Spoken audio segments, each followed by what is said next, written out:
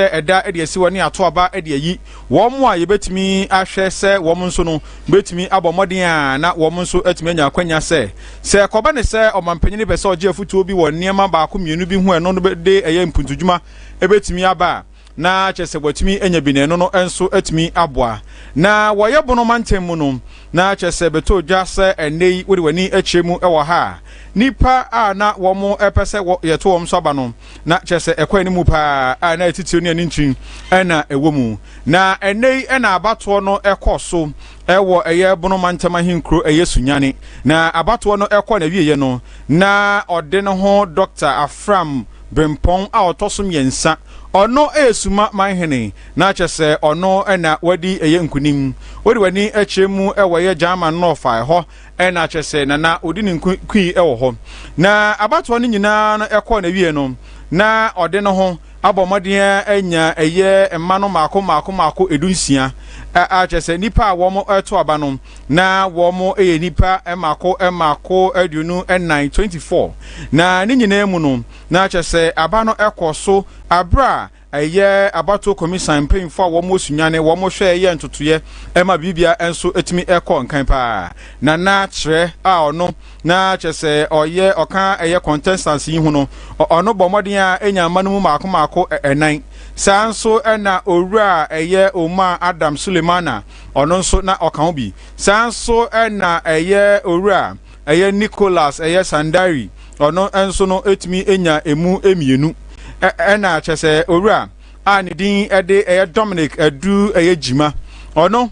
na afenso na eye ankama botwe a ono totosumienu sa enso na eye Mary na agiewa owura Daniel Owuso Bempong na afenso Eric Kofi Apia wo mu nyina no chese nyaade a wo mu etimi enya eye vote no ebi na abato no na owura anidin ede eye owura Peter Kwadwo Akom ono na okan bi nanso aka akra bi ama yeto aba no se da bi akura waka nanso nyaade a obawie enti no no watwe ne ho enso etimi ede akonchen eno no ma nipa emako eye enkron na ne yeto wo mu so aba na ode no ho Dr. Bempong a otosom yensa ono yesuma manhena nei ebono mantam yebeka so no na Council of State member ede maye no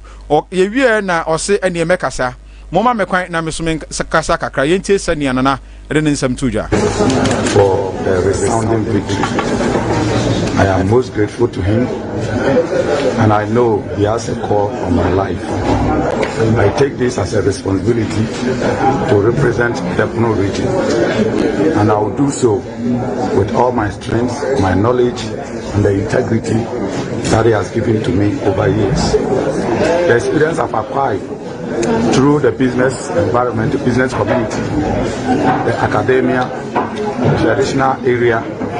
and business development consultant. I'm going to bring all of this to bear and to push for the development of the Puno region. For us to get our fair share of our rules, the deplorable rules we are going to push, and the main responsibility of the Council of State member is to advise the President. So I want to pledge today that I will be attending Assembly Members Committee meetings.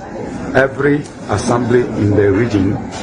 I will be attending their meetings so that I can understand the challenges and the problems they are facing on the ground, so that I will be able to represent and present same to the authorities that are concerned for redress. Any I would see a suma manhena or no and a nay yaboni din say, and I say Atono Swaba say Bono Council of State member. Onkobwa na ade bia ya futuo bia efa bonomantemu no onfandom ye mampanyin ye to akase ebo no so ewo Council of State aba ye to ne nanim okwa santema hinkro kumasimu ana ewo sa abato ne bi koso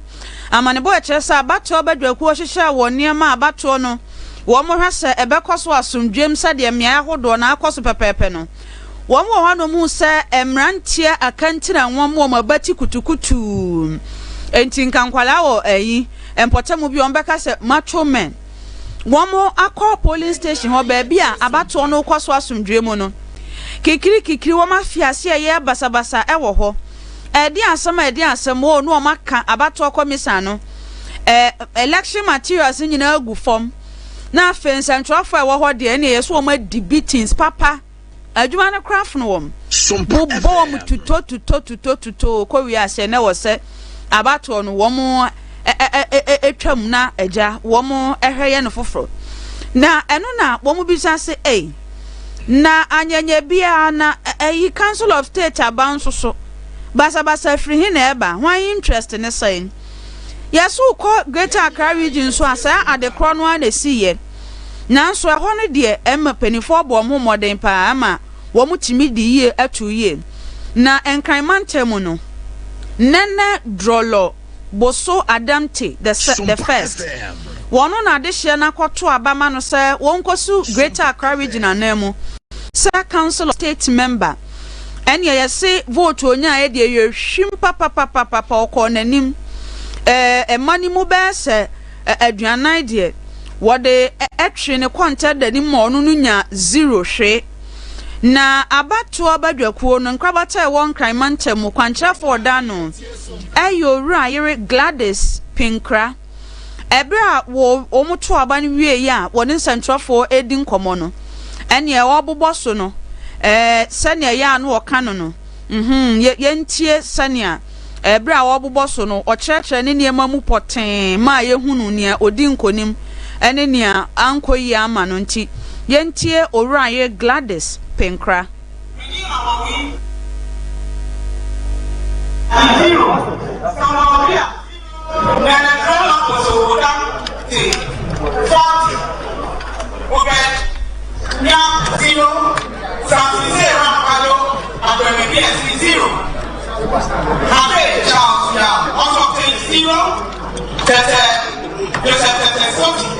Zero.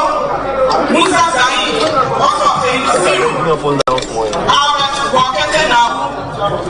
he withdrew from the race. Then Edmond Siam halfway 0. Therefore, Musa also withdrew from. Enti eni ayekotie no eya abatuo komisa no kwankyerefo wo enkranmantemu Orayire Gladys Pinkra ena wobobo so nti e 00 ne de sanso saa ne wo mu a edu akire na ba kusurofo wo mutwe ho frem okọ fromantemu a businessman na wanya emfinhia na aduasa mienu pe Gabriel Atokpele Kwamiga Tanko wono na fromantemu wokosi wo manam se council of state member wohwe nipa to aba no nipa no aduasa nsia 36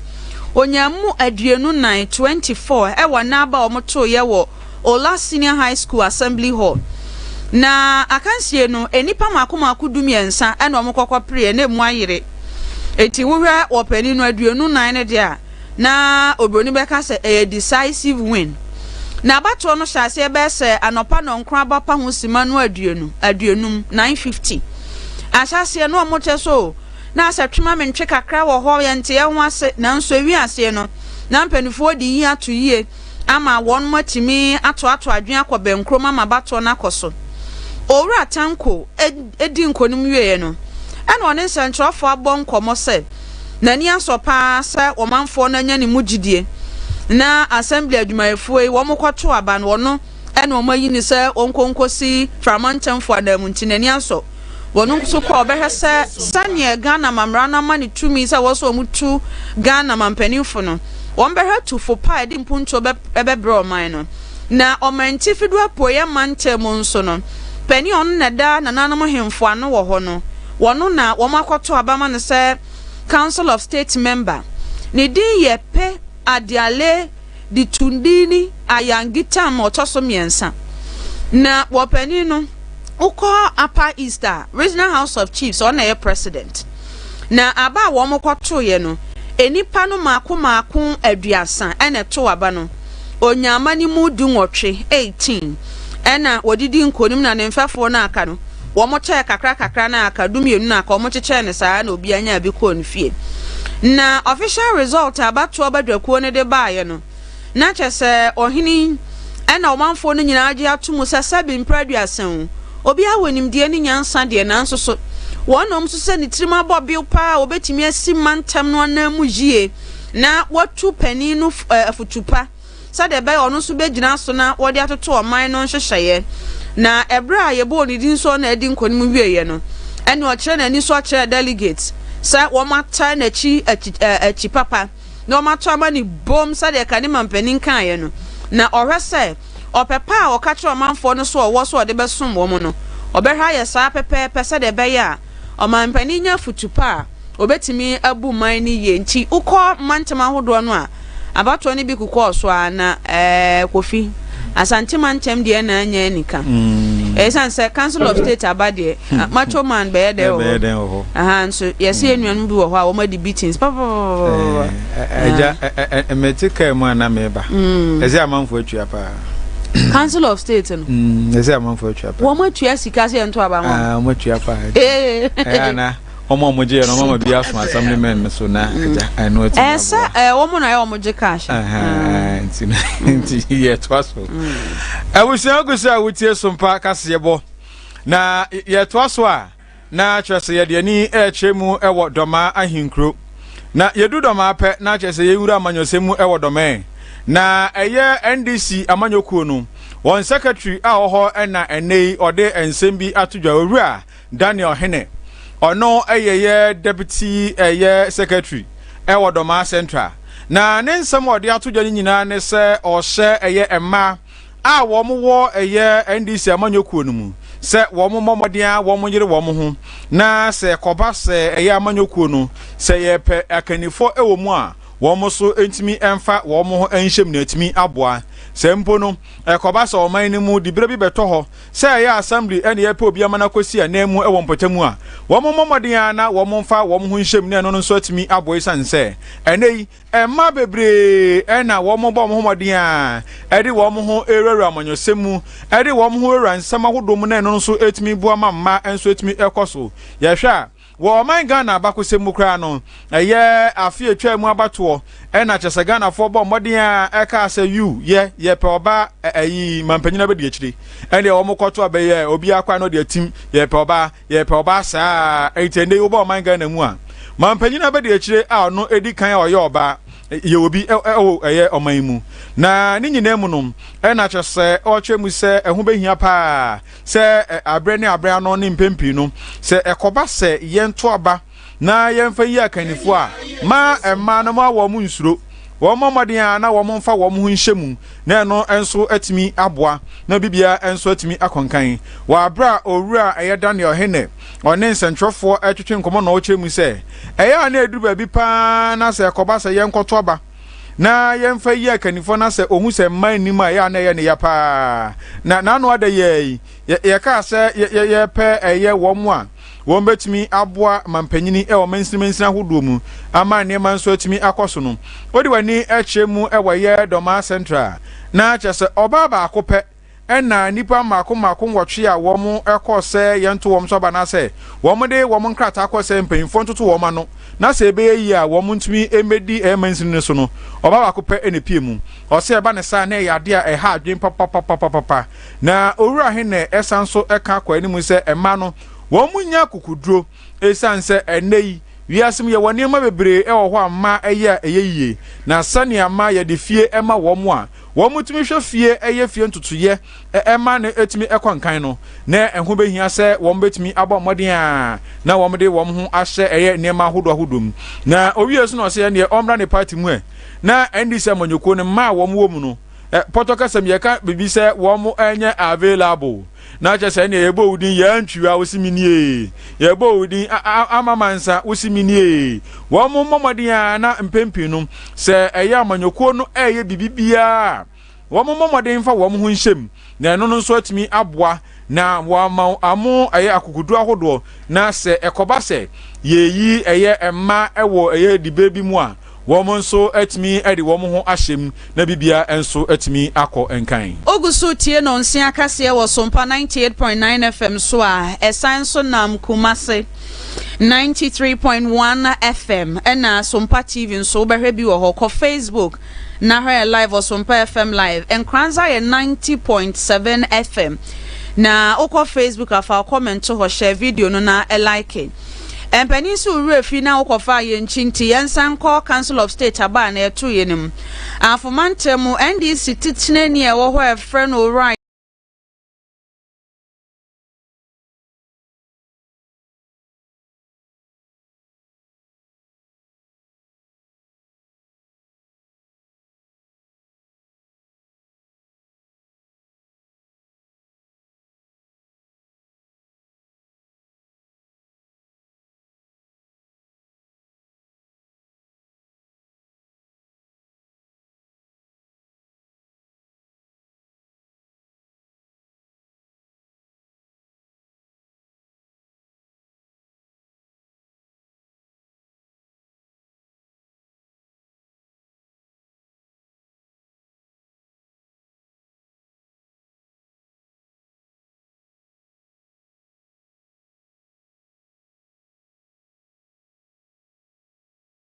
Abama no se won kwesi o mana mu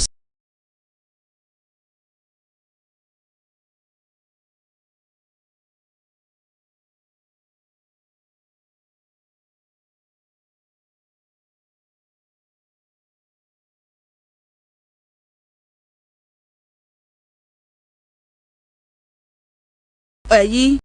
na owura ochire ahwe omanfo no bose adwumaden de obeye bi pa ochire mu sei yo mini meda wase na machia Ghana tie fu media yedi no Ghana afeni be bia na me fanse ahafu me de me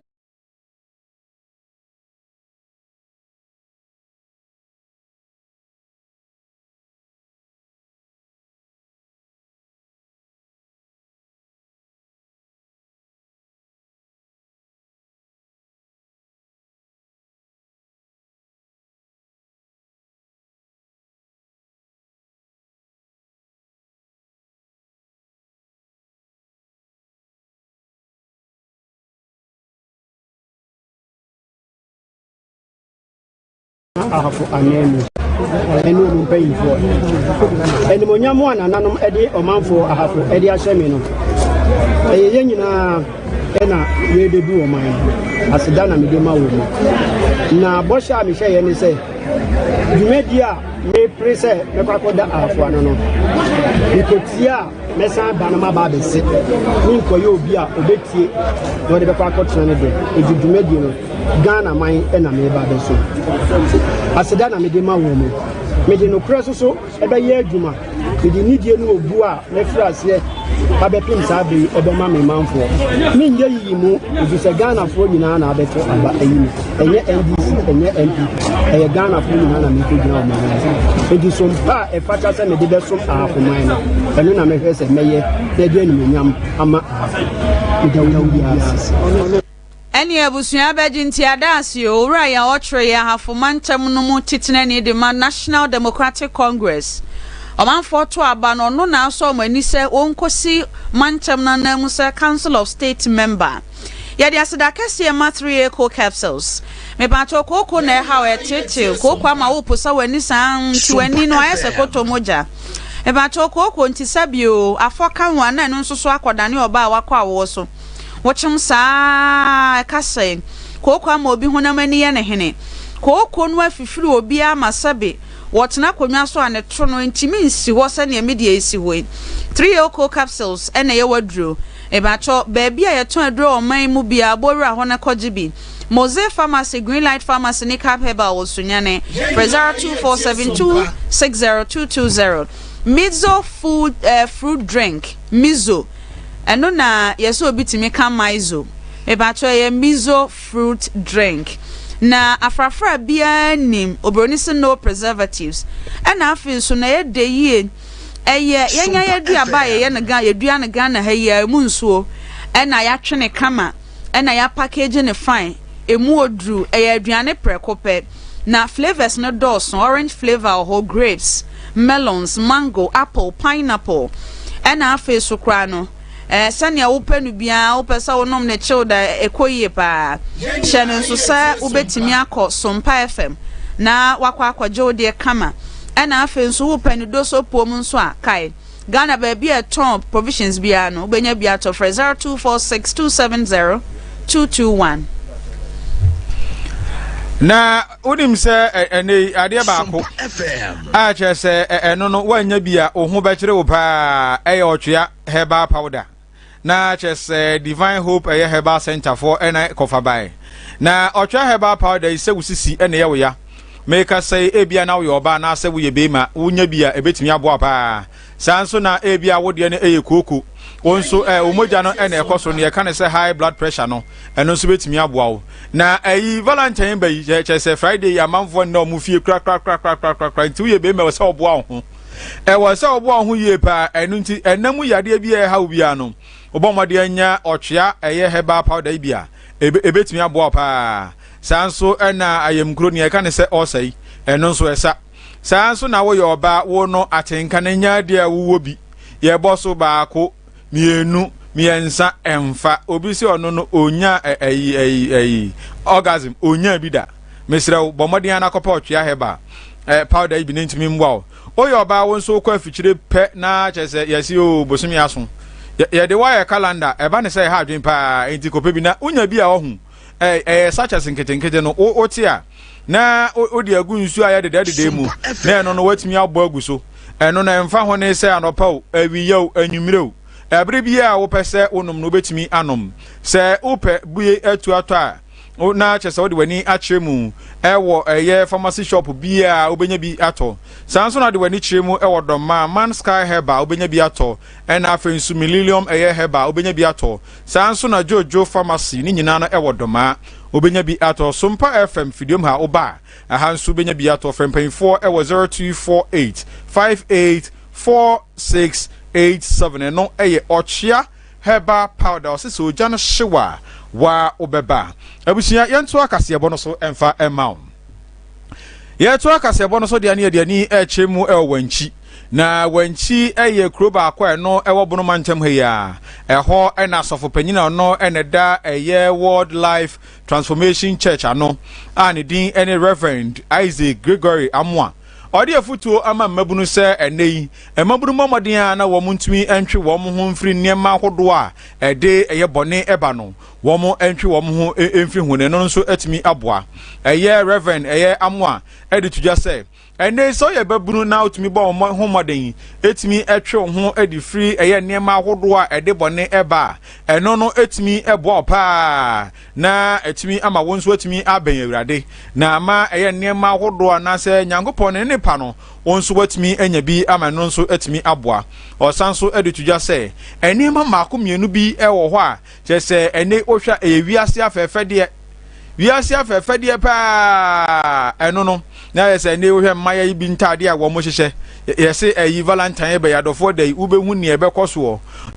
Reverend se sanema ni nyina ye niema eye ana ewiase afefede ni nyina ne ebetwam eno nti yemben awurade ne eno no enso atimi aboa yen ode sa afutoi atudwa ebra na chese ne nwoma a watro ani din eda so any new creation new reality na chese abode foforo eni yeni ya gani nioma hodo foforo a yehu no order na di na chese na ni nyina no ode sa ensemi etudwa na otu ye mabrufu no etimi aboa na ochemu sa Yesu Kristo a ye nyina ye de ho edan no ne som no Yesu Kristo ma eniema bebre edadi eche eniema hodo a ebetimi aye na etimi aboa ye na ye nso etimi aban eye eja no na ochemu sa ye nyankopon ye som no ye nyankopon a ochiri bone enu nti na ehu behia se enemabunu ye be ben nyankopon na etimi aboa nya se o kwesede aduru na wasiesie ho se o kwa asori na wokwa asori na ne yesua ho kra no wamfa ntutime ba ne sa ha adwempa eye osanso akire mu hia se Kristofo ebo modian ne aba abrabotene ne abrabo ese na efata na eno no enso atimi aboa na aboa ama ne yenso atimi enya twedi amponyankopon na animonyam ama eno no enso atimi akonkan na ochwe mu no na ochwe mu se ehu behia pa se niema hodo ye kwansidie na emma ye Kristo som entimi enkoso no ye beyi ye ho afri ho na atimi aboa ye ntie sane Reverend Amwa de nsam atudwa ubisa asasimi ya nyamishira bebre minim say san niyama yi titiru ntina nyankopon ma ye chukupi esan say na wo hwe ye mabunu ni ye mranti ye no niyama ekoso niyama boni ade ba ko a me kasafa e wo buku yi mu ene de boni eye nipa ye kasa boni a Sompa FM afuru nyankopon chen obi a only sa opportunity na babema nyankopon tumi na ho de aba na brabo so boni ene si nyankopon kwan emma nyankopon ni munyam enda de oni pa brabo enti mafutu a me de bema mabunu no ene obi biara a otie me ena nwumre ni se yen hya ne nso se boni amma se eba abejeje obi aso ena a problem biara na problem bia ye huna asase so biara no ne fapem eye boni buku no aka ho asem the fapem eye boni enti say ye yi boni efiri abrabo mu a ye be hunu me nsa nkyere ne wo abrabo so ye be hunu nyame tumu wo abrabo so eno nkyere se wo ye boni a unye nyame ba anase wontimi entra nyame unya but boni no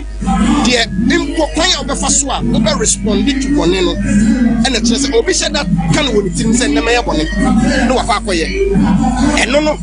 e kyere se unni nyame so but impo free mu na eba mu a nyame etime de chew ema na ho de ye kase wo abrabo so enti ye ka kire mabunu se wonim se ya ka kire wo se ade we nye menya ni kwan se wo ye because wo ya ema nyame ani mu nyamba enti afutu amede ma wanchini ne mabunufo nyina ne se sabre ya ye wo asasi so no ye nhya ne nso se boni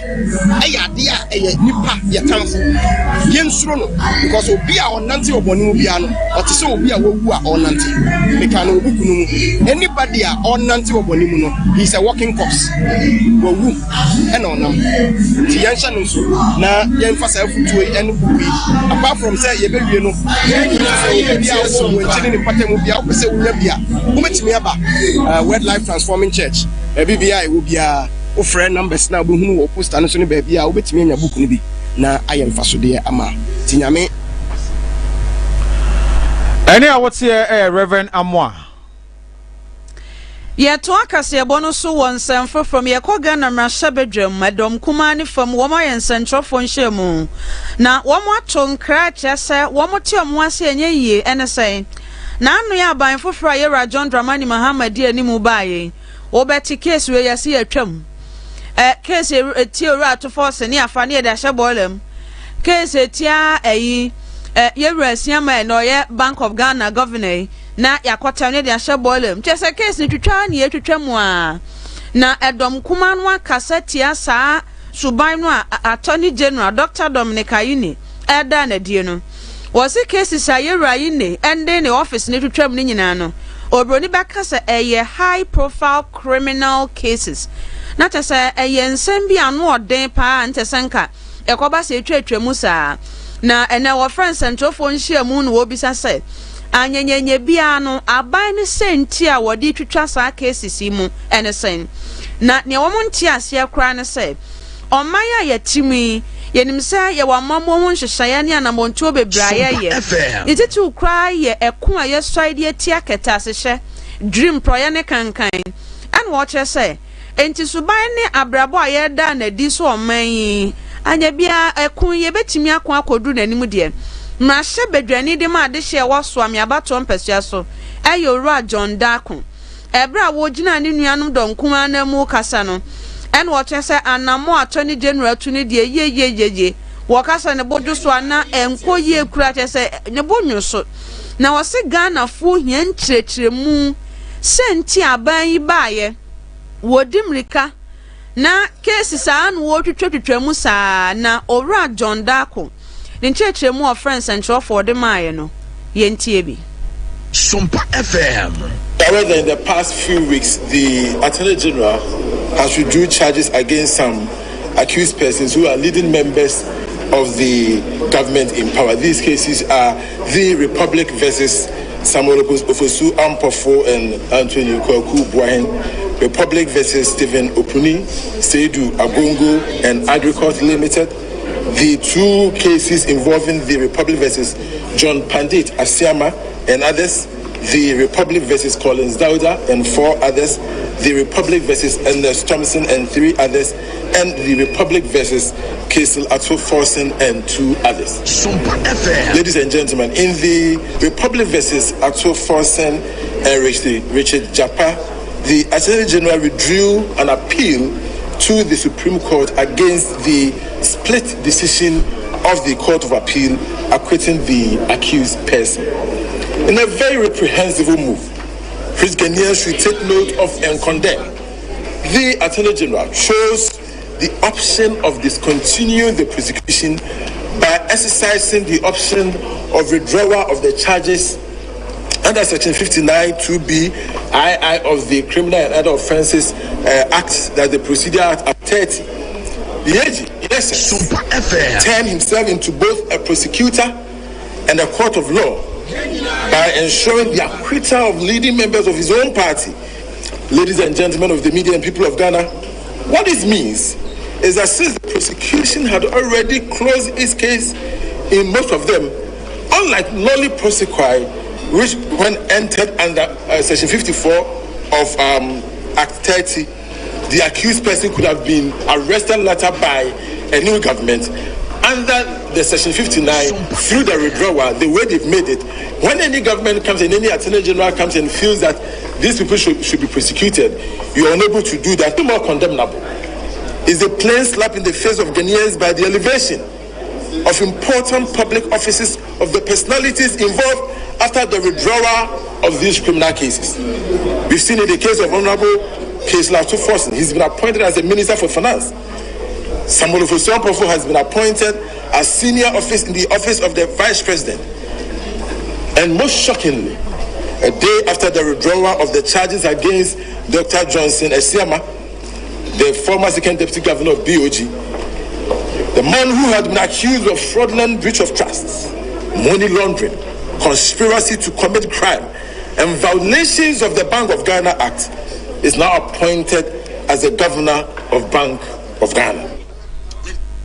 Eni ayekotie ni yora John Dako Swami abato mpesua so mrashebedwani. Yemfro na yenkoso anyina mrashebedwamu de na nso so apomuden ho nsam ho.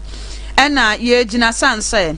Openi ohwe apomuden aso yeso yewra kwabna minta kando. Woye seshi jabo so mrashebedwani. Na ene parliament kwa asetena no minority leader ye futu mrashebedwani Alexander Kwame na afenyoma ken asre efie ne se wopo mo chew oba ne mpesua so a cholera ha dehye kuma dehye enti ba yanka yewra health minister wo mepiem wo mrashebedwam ho na anya hwekura no wone wo mumedi nkomo no mu hu sane tebia no tia nkasa ewo man ne yemantama wodo a ewo man mu fa ne yade ne ho na owura afanyama kenchese enipa bese ahanan ena wo ba wono ne mpesua so ewe mfimfim mantemu a cholera yade no wo mwanya bi na saa enipa ahanan ni mu no enipa edunan 14 en wo matianum ewo nsedo enya no nso nkoa yesi ukọ omantifido atoye mantemu nso so a eyi yade ye efre no cerebrospinal meningitis eno nso atiesi adehye no so ama amanfo ha wo mo pa nti wosre we de be yan company fanfan kwa adwendwum no moma oram minta kandomra na wo meyi nsam ba ko mienu bi efa yade mienu ho ano na omanfo no hunu ne ekoso poten na no si ya pe na first deputy speaker of parliament ora Bernard Ahiafo ehye yese nyame adomu a webe ena nkomo yomadi wo fie ho no ena nso ntem ye na awotwe ntem no opani minta kando emra fie ho na fe cholera ene cerebrospinal meningitis yade no nso no wonfa ho update mra fie no na okasa no okyese womu hia owura kwabena minta kando na awotwe ntem no mra mekyerkyere mu senti a eniema esi kwasa ne ekono na nsa ne se speaker kra bewie no eno owura afanyoma akensan sori no say wosre ministry no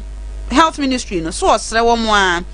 was one day apomdi adwuma phone bi esan beka wo mo wo Winneba health facility ho no ho said the be ya cholera no won betimi aso anu sanse ene ma ya agensamo was a cholera idea yade no enipa bebra hanan no omanya bi wonpotem ho ma ebi ma fam ahwe mo nkwa adekye na desia bia no ani ayeden yese Winneba Municipal Hospital ena UEW eye Winneba suapon no clinic ewo ho ena Winneba Health Center sa facilities miensa wo mo ho kire wo mo papa esanse yade no sania etretre na ha dwene no sa ayaresa bia miensa na empempi ya na omanfo no ho dodo omo konti ho na cases na yakese enti sa pomodi aso e no de adwumafo ni bi kɔ hɔ a ebeboa ama sene yare no ma no homne so no wo matimi aso eniema no wa pomodi mu wo ba bu no mantamu a empanifo ne nsentrofo ne wo mo eka bi ewom e wa pomodi mu akwakohia enkomodi akoso ene se enipa dodo a ewo HIV ni AIDS yade no Emma de no ewo nanimu pa Ghana Health Service say ha dwene se ne numbers ne tie no enya dika enya siribiem te wo se ye nyina ye tie ni de hweboa wo se wo babu no mantamu a enipa empim du baako aha nan ne baako 11401 eno mo HIV AIDS yade no na wo yi sa number esi ho a emma ewo yade ni bi eye mpem nwotwe aha nan aduowotwe baako 8481 ena mema ye mpimienu ahanson aduonu nson 2727 Ora Imano Obenhene Oyebunu Regional HIV Coordinator ehye Ghana Health Service ase na wono na eda saa nsemi nyina di ebra wo mu share stakeholders ewo sunyane na wo mu toato adwen afa saa yade hu no mo kire se Technical Support Unit ehye Ghana AIDS Commissioner se no wo mo na Bunu Regional Coordinating Council na atokesa wo mo eye sanhyiamudie na sanhyiamudie butaye nyina ne se wo mo pese empanifo ne Ghana fo hunu nia ekoso poten ewo yade efre na HIV ni AC hu na boama se ye mu binya akwanya yetumi akasa bodaru afa yade no ho nia ye afam de wo se ye boade ye hwese de beso yade na no yetumi ayesa oro obenhe ne sai kire mu se ye frɛ bibi viral load chese wo bubu matrase a yade no se wunyanya bia mo ne ba omogya mu a na se unna aduro so a aya na mo no dɔso ade a kya ade sa nyina na ekosoro sa viral load testing no wo se client ana se ayarefo asabi wo mo nsa aka no 9791 nanso so enipa wo matimi atake wo mo samples ana wo mafa wo mo hunsuo de hwese wo mo viral load na mo adodo e wo mo ne tesan no ene samples wo mafa ne 8177 wo mo matimi atest efisa samples ni mo no 6270 na chese adwuma wo hɔ a wo se ye pa enti wo hwemu a anya hwekwa nipa be so ha mo chichemu aduosia 964% de wo mo atimi ahwe ne ma ba komienu bi no mo a wo matimi ateste amomunrama emwa no yetimi ehye omosomo omukofom no eno so be so ha mu chichemu aduowotwe na owie na Ora Ahmed Ibrahim Bambila Bono East near Hafu regions no na technical coordinator at the Ghana AIDS Commission was a stakeholder say obia mo commission no said the beya bibia fa HIV ni AIDS yade no ho no wo betimi aboa no maso kwan a efa so etretre na no na boa ma oman Ghana yade no ye nyina yetimi akwakoduru empempen so bi yento aso na yen konsem from anwumre no nsia kase wo Sompa 98.9 FM so ne wutie bi on Kranza Sompa 90.7 FM oko Facebook as Sompa FM live o like video no share na o comment ato na ye coffee apre osunyane east wo mo motonton ade wo fia pre toll booth ho na wo mo abose said abai toll booth na opese wo de sa ehihye ne bone de wo mo ani asopa san se free se egu ye no wo mo ho akire wo mo adwadiem madam Mamunatu oton waache ene toll booth ho pe no se ora John Dramani Mahama Jutu yentie no yo yeda president ase ye nyina ye president say agya wadwene Ghana for no say osan bebie to no e de amaye e da na say nyame enka no ho ne ne nyuma pa oba be nyame bo ne ho ba na wontimi nye enfa moa Ghana fo nyina na to ne ba ye ba no to ne mama ye ma na ye tona de wa ha no to ne ba ye ba ma Ghana fo nyina iko mi woto ha me tona de a me ba dwom beto saa na ne onu so wodwom onu so ko baabi ye den ekofa nti de mo na to no kasi twam a yeso ye to no saa na onu so be den onu so be nya so mfa so nti to ne ba mama Ghana fo nyina enye ye ma ye gina ha ye tona de na ne esan to so biem no se ofa workers na so mo ya o ma na ni nye den enkoto no ho na seska no be timi dia prapra ye kwan ya asai no na omo nso a omo san bento na ye ka ne se short distance no ye hwe se bia se week ana se monthly obetimi a consider atwabuo bi e dia mo mo se na be ya drivers for ne workers for na fanta wantawanye den emba omuntemu na o making sure say 3 months ana 6 months bia omo bra inspection embehwe adwuma no se omode ma omo no ekoyie ana se enkoyie enti ye da na se nyame mboa no na agya wo mbebie maye obie maye ye beda na se pa ye penanimanimu ya mpacho tone ode ba ebeboaye cause time ana tone wo ha say no na ye nya ska bebre because cars na ba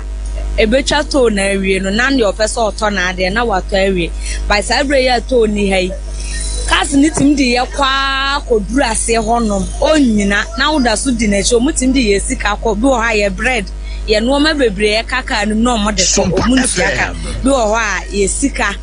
o sisa kra hun sisa nwe na driver na de wo ko do be ko saa ntito no de o de ba ebe bo anti yesre no say on famra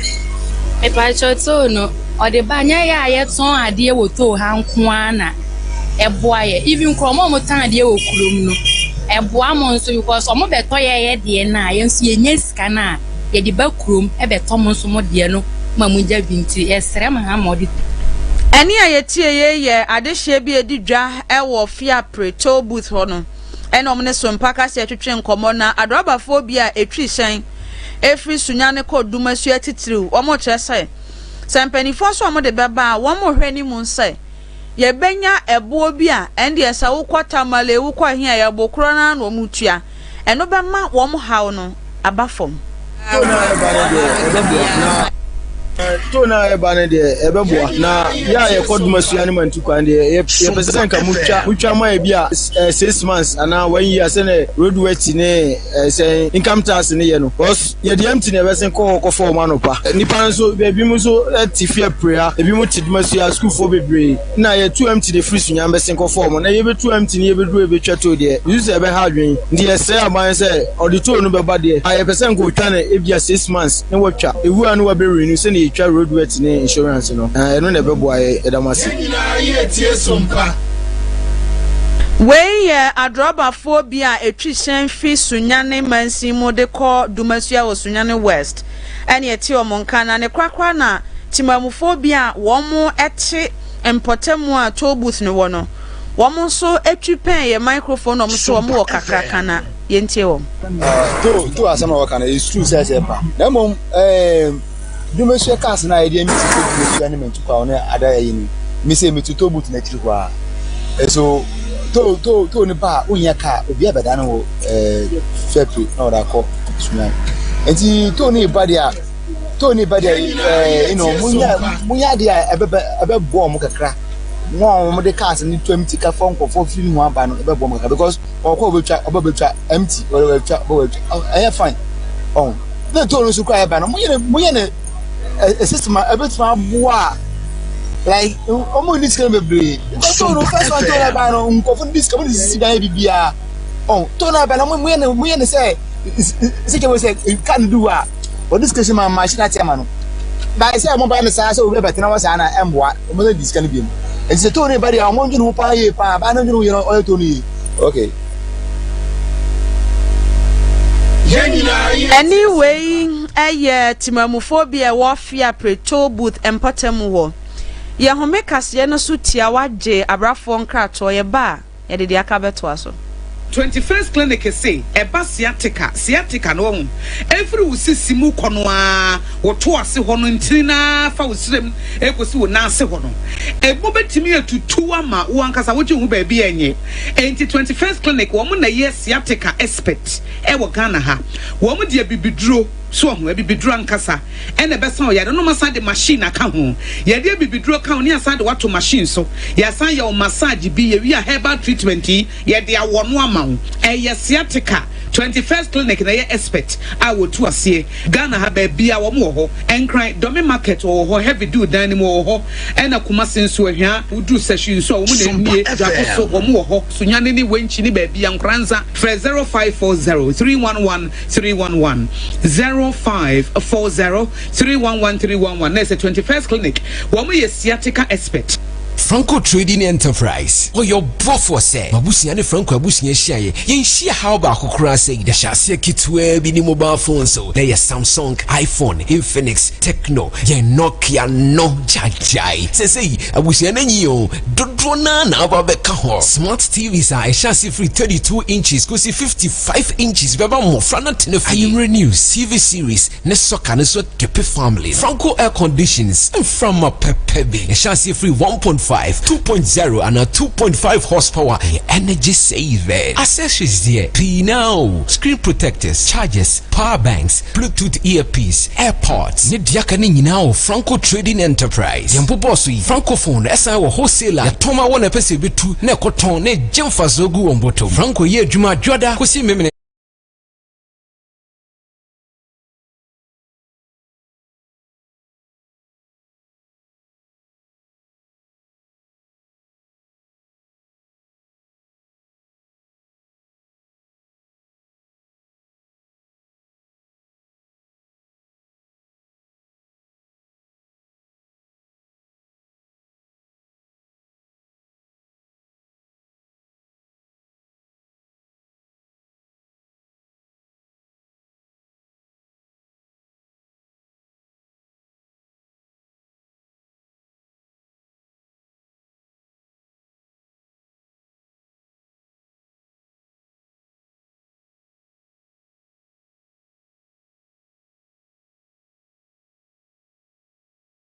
Muji international awards ahodo muji local awards ahodo na anu nso na wo mu bie the only sciatica research and treatment center in Africa bibrim hano ebi ni baby agi se 21st clinic nkoa wo mu de bibiduro ene besa o yare no masa de machine aka ho eya yare sabia yare bia wutimi de ko ne mama de ba ko a wo magidi wo mu pa no eye sciatica ena stroke nso de kwa diabetes ni hypertension ni ade Ghana ha ba bia wo mo ho 0540 311 311 0540 311 311 na 21st clinic wo mo ye sciatica expert.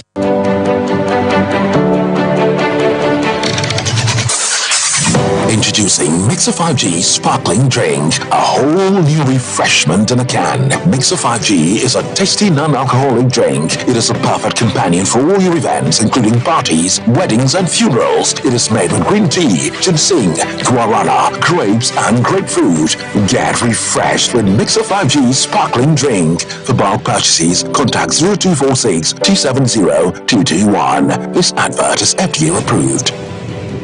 Brakasa ye duabon waso a ne dwumadi wo nipedua biara pom den ene na brabo mu ne hiye pa enye brakasa nko nuaba ne haban bi te se korunsusu a abonwono ne dia akeka ho no kura enwanunu ahodo a ekọ anim yi ankasa brakasa ne se nuaba yi binom ne akeka bobudi afa abefo kwan so a ye de aye brakasa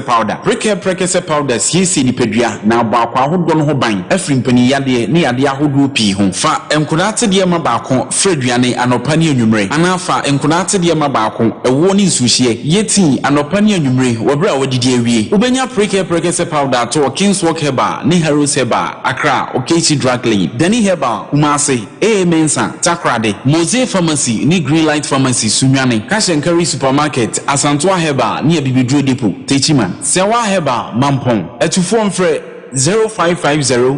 19 15-14 prekese powder aduane san yedru FD ahwehwe sankratu mu agiatum Hey sewa me hu acho me nanu me bisa ekra so kwa brochu Kwaku, afraid of the call. Then cut our cranny. Hey, and you remember connection man for Dinko for secret and when you're telling the Musan. Oh, Express Group had Darmenti. I couldn't wire for. Open so to Quancosiandia. Express Group do be call mindly to say Canada, US, Australia, UK, any Germany. Say a tour and as a visit in Swa. Express Group do be call Dubai, Canada, US, Australia, any Germany. More person to Quancoye Jumansu, or bits Midwako Dubai, Qatar, and as South Korea. If you also want to take international tests like SAT, IELTS, TOEFL, GRE, GMAT, they can help you pass easily. They can also help you secure a good job in the UK. You should make sure Akwa Kumasi as a labor runabout Accra and so Omo Nation First Light, Tama Omo Community 18 Lashabi Girl Filling Station. From Omo Macho for ISO 055-555-0067 and 0249-000448. Well, amazing edition. My work, my life.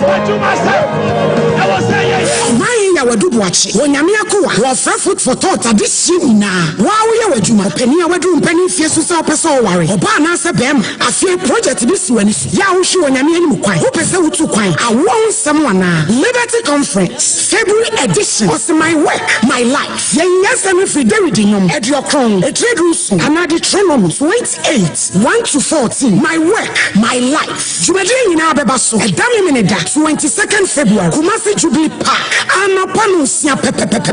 Ajumtu phone in here, Yamami Diana Hamilton, Yamami Cindy Thompson, Emoji Music, Kwame Jedu, the resident worshiper, Na Edamo, O Mine Yawadu watch, Jai Rebre, Onyamede Mustafa Natadi Fetch, Obejina, Obemman and Sasso, Na Proposi Prempa, Ubu Pokomi, Yanyan Coupon, Wakros, Obeponata Benu Popo, Nobetu Tsona to Popo, Edia Popo, Obronsam, Nenyamema, Ebedia, Liberty Conference, February edition. Oh, glory, hallelujah. Yeah.